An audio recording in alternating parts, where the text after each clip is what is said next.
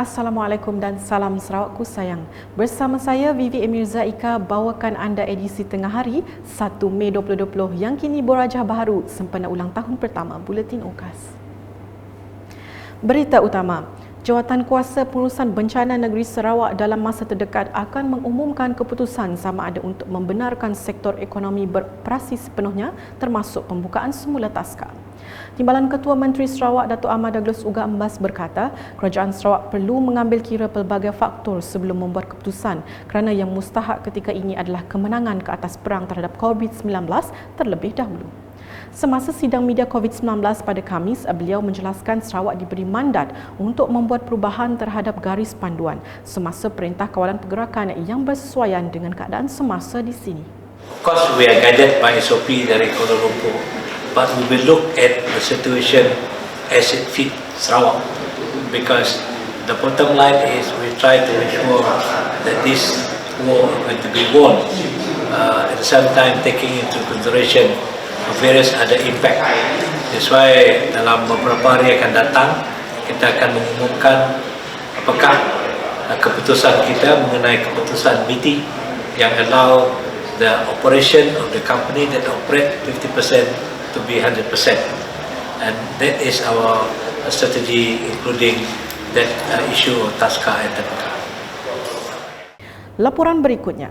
Seramai 137 rakyat Sarawak termasuk pelajar Institut Pengajian Tinggi Awam dan Swasta dari Semenanjung telah dibawa pulang ke negeri ini pada Khamis.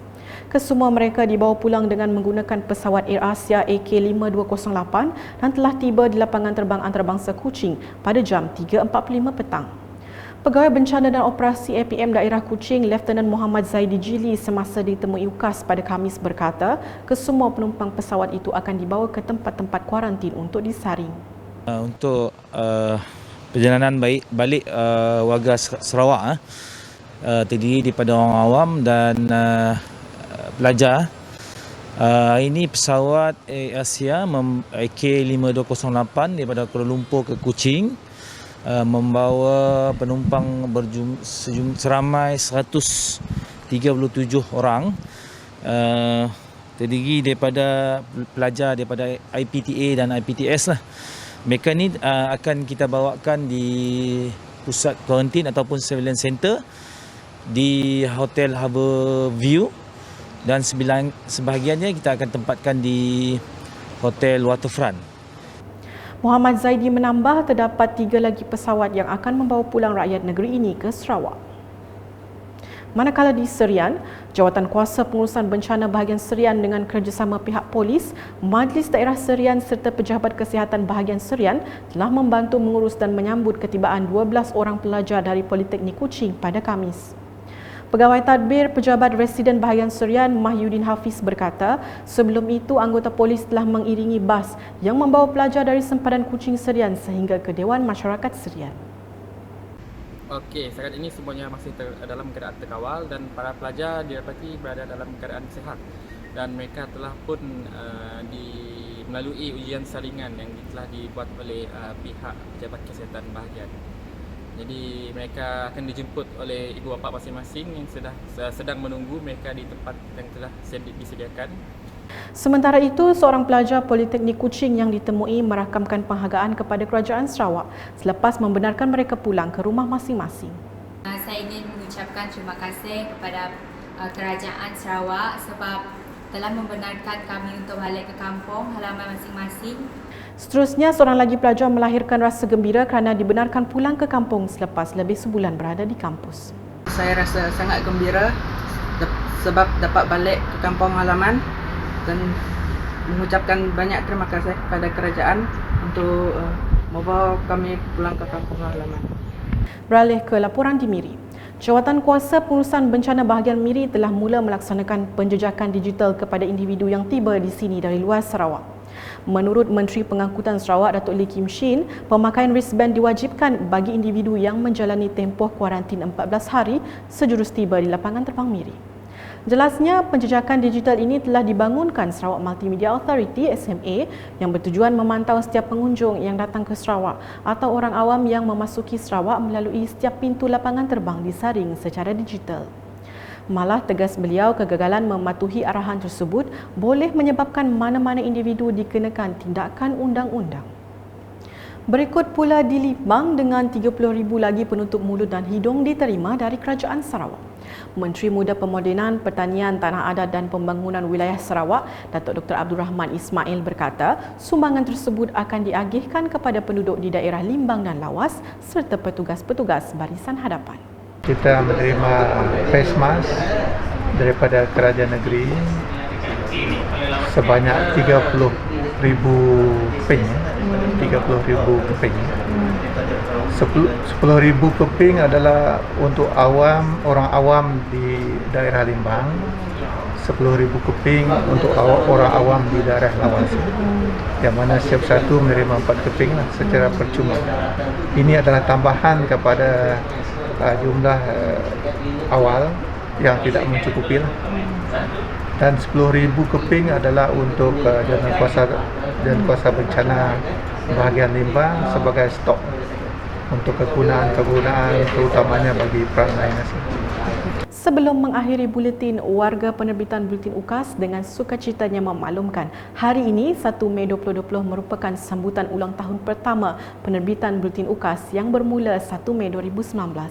Buletin UKAS telah mula bersiaran dengan memaparkan berita-berita tempatan dan isu-isu semasa untuk tatapan rakyat Sarawak. Berbekalkan berita dari segenap pelosok Sarawak dan pelbagai lapisan masyarakat, penerbitan Buletin UKAS sentiasa ditambah baik bagi mengisi keperluan rakyat Sarawak yang sentiasa menagih informasi secara menyeluruh. Bersempena sambutan pertama Buletin UKAS, kami warga kerja Buletin UKAS akan terus komited dalam menyalurkan maklumat dan informasi terus kepada rakyat secara keseluruhannya. Sekian bersama saya Vivi Emi Zaika dan kru penerbitan. Dapatkan berita terkini Sarawak setiap hari dengan melalui ukas.sarawak.gov.my atau di Facebook, Instagram, Twitter dan saluran YouTube Buletin UKAS. Salam UKAS. Assalamualaikum, salam sejahtera, salam Ibu Pitiwiku. Pada hari ini, 1 Mei, genap setahun Buletin UKAS bersiaran. Benar, setahun jagung. Mula bergerak dengan merangkap tenaga kerja dan peralatan yang terhad. Tetapi setelah setahun melalui pengalaman yang konstruktif, sekarang warga Buletin UKAS bersedia untuk berperanan dan terlibat di aliran yang lebih besar atau perdana. Idea untuk mewujudkan siaran penyampaian berita melalui platform media sosial ini adalah kerana setahun yang lalu, pada ketika itu, wujud keperluan mendesak, terutama dari kalangan masyarakat negeri Sarawak khasnya, yang merasakan perlunya satu saluran alternatif penyampaian maklumat rasmi untuk menyalurkan berita penting daripada kerajaan negeri tentang berbagai perkembangan semasa, usaha-usaha serta inisiatif kerajaan negeri. Pucuk kepimpinan kerajaan negeri yang diketuai oleh Ketua Menteri Yang Amat Berhormat Datuk Patinggi Abang Jo sejak 2 tahun yang lepas telah mengumumkan belanjawan tahunan yang besar serta banyak projek pembangunan terutama yang melibatkan kawasan luar bandar. Contohnya, projek transformasi luar bandar ataupun dikenali sebagai RTP. Sudah tentunya warga negeri Sarawak ingin tahu perkembangan tentang berbagai inisiatif ini. Justru itu, Buletin UKAS diwujudkan untuk turut sama memainkan peranan bersama warga media yang lain dalam usaha menyalurkan maklumat yang tepat dan sahih untuk makluman dan tatapan terutamanya masyarakat negeri Sarawak sendiri. Penyaluran maklumat melalui media sosial dengan fakta-fakta yang betul antara lain bertujuan untuk mengelak kekeliruan di kalangan masyarakat yang juga berdepan dengan cabaran berita-berita palsu sama ada disengajakan atau tidak. Buletin UKAS akan dikembangkan bukan hanya penyampaian maklumat sahaja daripada kerajaan ke masyarakat, tetapi ke arah penyampaian dua hala. Bermakna, Buletin UKAS juga berperanan menyampaikan denyut nadi dan suara rakyat untuk perhatian dan tindakan kerajaan. Buletin UKAS serta warga kerjanya akan terus berazam mengekalkan integriti maklumat serta mutu kerja yang terbaik dan juga mengekalkan hubungan baik dengan rakan seperjuangan media yang lain. Akhir kata, selamat menyambut ulang tahun pertama serta penghargaan kepada Buletin UKAS serta semua warga kerja yang terlibat secara langsung atau tidak. Please keep up the good work. Bekerjalah dengan gigih dan berdedikasi demi Sarawakku sayang. Terima kasih.